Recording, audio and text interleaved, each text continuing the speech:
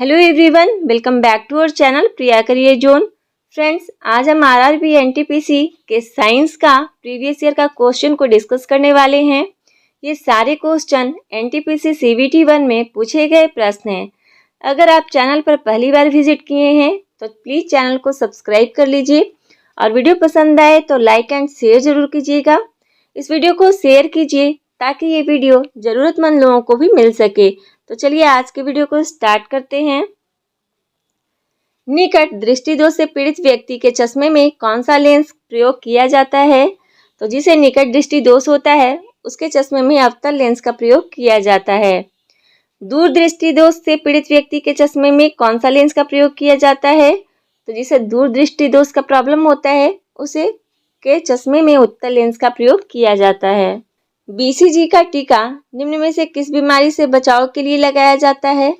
तो बीसीजी का टीका छोटे बच्चों में लगता है, वो क्षय रोग से बचाने के लिए लगाया जाता है। प्रकाश संश्लेषण के दौरान पैदा होने वाले ऑक्सीजन का स्रोत क्या है? तो इसका स्रोत है जल, वाटर। पौधे का कौन सा भाग श्वसन क्रिया करता है? तो पौधे का जो पत्ती होता है वो श्वसन क्रिया करता है।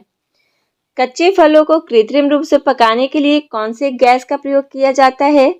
कच्चे फल को पकाने के लिए एसिटिलीन गैस का प्रयोग किया जाता है। वृक्षों की आयु किस प्रकार निर्धारित की जाती है? वृक्षों की आयु वार्षिक वलयों की संख्या के आधार पर निर्धारित की जाती है। नेत्रदान में दाता की आंख का कौन सा भाग उपयोग में लाया जाता है?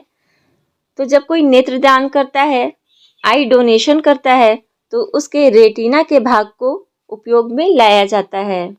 बर्फ में स्केटिंग करना प्रदर्शित करता है कि दाब बढ़ाने पर बर्फ का गलनांक घट जाता है।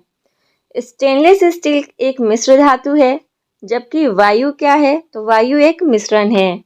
पर्यावरण का अध्ययन जीव विज्ञान की किस शाखा के अंतर्गत किया जाता है? तो पारिस्थितिकी। पर्यावरण का जो अध्ययन किया जाता है उसे पारिस्थितिकी कहते हैं। फूलों के संवर्धन के विज्ञान को क्या कहते हैं? फूलों के संवर्धन के विज्ञान को फ्लोरिकल्चर कहते हैं। किसी असंतुलित बल द्वारा किसी पिंड में उत्पन्न त्वरण क्या कहलाता है? तो ये बल अनुक्रमानुपाती होता है। निम्नलिखित में से कौन एक अस्थायी कण है? न्यूट्रॉन एक अस्थायी कण है। परमाणु नाभिक के अवयव कौन है? परमाणु नाभिक के अवयव हैं प्रोटॉन और न्यूट्रॉन। सजावटी वृक्ष तथा झाड़ियों के संवर्धन से संबंधित अध्ययन को क्या कहा जाता है? इसे आर्बोरिकल्चर कहा जाता है। न्यूटन की गति के तीसरे नियम के अनुसार क्रिया तथा प्रतिक्रिया से संबंध बल क्या है? तो ये हमेशा भिन्न भिन्न वस्तुओं पर ही लगे होने चाहिए। प्रत्येक क्रिया के बराबर विपरीत दिशा में एक प्रतिक्रिया होती है, यह क्या है? तो यह न्यूटन के गति विषयक तृतीयक नियम है। माइकोलॉजी में किसका अध्ययन किया जाता है? तो माइकोलॉजी में कवक का अध्ययन किया जाता है। जल में तैरना न्यूटन की गति के किस नियम के कारण संभव है? तो जल में तैरना न्यूटन का तृतीय नियम है। कोई पिंड तब तक विरामावस्था में बना रहेगा तब तक उस पर कोई बाह्य बल कार्य नहीं करता है। यह कथन किसका है? तो यह कथन है न्यूटन का। न्यूक्लियॉन नाम सामान्यतः किसके लिए है? तो न्यूक्लियॉन नाम है प्रोटॉन और न्यूट्रॉन के लिए। पॉजिट्रॉन क्या है? तो पॉजिट्रॉन एक धनावेशित इलेक्ट्रॉन है। एग्रोफॉरेस्ट्री क्या है? तो एग्रोफॉरेस्ट्री जो है कृषि के साथ साथ उसी भूमि पर काष्ठीय बारहमासी वृक्ष लगाना है। एक्सोबायोलॉजी में किसका अध्ययन किया जाता है? तो एक्सोबायोलॉजी में बाह्य ग्रहों तथा अंतरिक्ष में जीवन का अध्ययन किया जाता है। मोनाजाइट किसका अयस्क है? मोनाजाइट थोरियम का अयस्क है। बॉक्साइट किसका प्रमुख अयस्क है? तो बॉक्साइट जो है वो एल्युमिनियम का अयस्क है। कार्नेलाइट किसका खनिज है? कार्नेलाइट मैग्नीशियम का खनिज है। गन मेटल किसका अयस्क है? गन मेटल तांबा, टीन और जिंक का अयस्क है। लहसुन की अभिलाषणिक गंध का कारण क्या है? तो ये सल्फर यौगिक है। लहसुन जो स्मेल करता है वो सल्फर यौगिक के कारण करता है।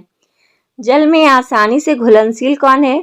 तो नाइट्रोजन जो है वो जल में घुलनशील है। भारी जल एक प्रकार का है, तो भारी जल एक प्रकार का मंदक है।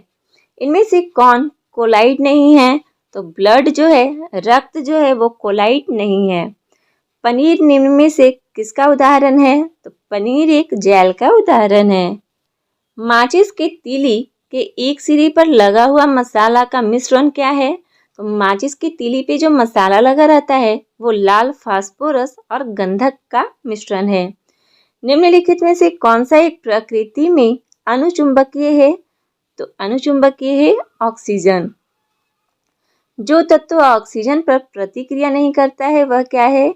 तो आयोडीन। आयोडीन ऑक्सीजन पर प्रतिक्रिया नहीं करता है। निम्न में से कौन सर्वाधिक स्थायी तत्व है? सीसा सर्वाधिक स्थायी तत्व है। निम्नलिखित में से क्या जल से हल्का होता है? तो जल से भी हल्का होता है सोडियम। सामान्य ट्यूबलाइट में कौन सी गैस होती है? तो सामान्य जो ट्यूबलाइट होती है उसमें ऑर्गन के साथ मरकरी वेपर होती है। वैज्ञानिक एडवर्ड जेनर जो हैं वो किस रोग से संबंधित हैं? तो एडवर्ड जेनर चेचक से संबंधित हैं। मानव में गुर्दे का रोग किसके प्रदूषण से होता है? तो गुर्दे का रोग कैडमियम के प्रदूषण से होता है। साधारण मानव में गुणसूत्रों की संख्या कितनी होती है? तो गुणसूत्रों की संख्या 46 होती है। मानव शरीर के किस अंग की हड्डी सबसे लंबी होती है? तो सबसे लंबी हड्डी होती है उरु जांघ की। गाय और भैंस के थनों में दूध उतारने के लिए किस हार्मोन की सुई लगाई जाती है? तो ऑक्सीटोसिन सुई लगाई जाती है। परखनली शिशु के संबंध में कौन सा कथन सत्य है? शिशु का परिवर्धन परखनली के अंदर होता है। मानव शरीर में पसलियों के कितने जोड़े होते हैं? मानव शरीर में पसलियों के 12 जोड़े होते हैं। किस द्रव के एकत्रित होने पर मांसपेशियों में थकान का अनुभव करने लगते हैं? तो लैक्टिक एसिड जब मांसपेशियों में जमा हो जाती है तो थकान अनुभव होता है। स्तनधारियों में लाल रुधिर कणिकाएं मतलब आरबीसी का निर्माण कहाँ होता है? तो आरबीसी का निर्माण अस्थि मज्जा में होता है। वॉशिंग मशीन का कार्य किस सिद्धांत पर आधारित है? तो ये उपकेंद्रण पर आधारित है वॉशिंग मशीन का कार्य। आपको आज की वीडियो कैसी लगी? आप अपना फीडबैक हमें कमेंट में जरूर दीजिएगा। आपको किसी भी टॉपिक पे वीडियो चाहिए तो आप हमें कमेंट में बताएं। वीडियो पसंद आई होगी तो वीडियो को लाइक एंड शेयर जरूर कीजिएगा।